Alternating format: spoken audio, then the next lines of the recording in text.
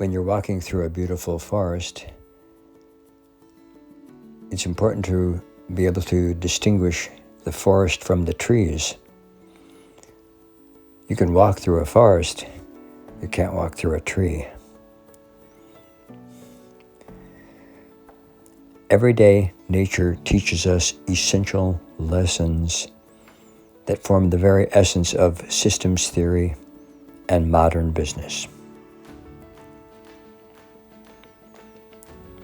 As we make proper distinctions and get the feedback, we find our way to new openings, new opportunities.